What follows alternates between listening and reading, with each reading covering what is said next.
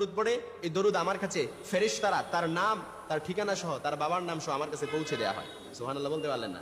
অর্থাৎ আপনি এখন দরুদ পড়ছেন, আপনার নাম এবং আপনার ঠিকানা সহ আপনার বাবার নাম সহ ফেরেশতারা এই দরুদ নিয়ে আল্লাহ রাসূল সাল্লাল্লাহু আলাইহি ওয়াসাল্লামের কাছে পৌঁছে দেওয়া হয় এই দরুদটা। কারণ দরুদ এটা এমন একটা আমল বিনা নোটিশে আল্লাহর কাছে কবুল হয়ে যায়। এখন দরুদ পড়ছেন, আল্লাহর কাছে কবুল, আল্লাহর কাছে কি কবুল। এজন্য একটি দুরূদ যদি আপনি ইয়াকিন এবং ইখলাসের সাথে পড়তে পারেন, ইনশাআল্লাহ আপনি যা চাইবেন তাই পাবেন এবং আপনার যত রকমের গোপন রোগ আছে সব গোপন রোগ থেকে আপনি মুক্তি পেয়ে যাবেন।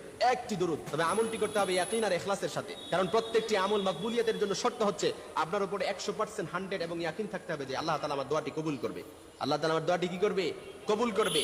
এজন্য একটি দুরূদ আমি যদি আপনাকে বলি যে গোপন রোগ থেকে মুক্তি পাবেন এবং কি যে কোনো আপনি যা চান তাই পেয়ে যাবেন, এজন্য দরুদটি এখনই শিখে নেন। আল্লাহুম্মা সাল্লি আলা মুহাম্মাদিন ওয়া আলা আলি মুহাম্মাদিন বিআদাদি কুল্লি দাই ওয়া দাওয়াই ওয়া বিআদাদি কুল্লি ইল্লাতিন।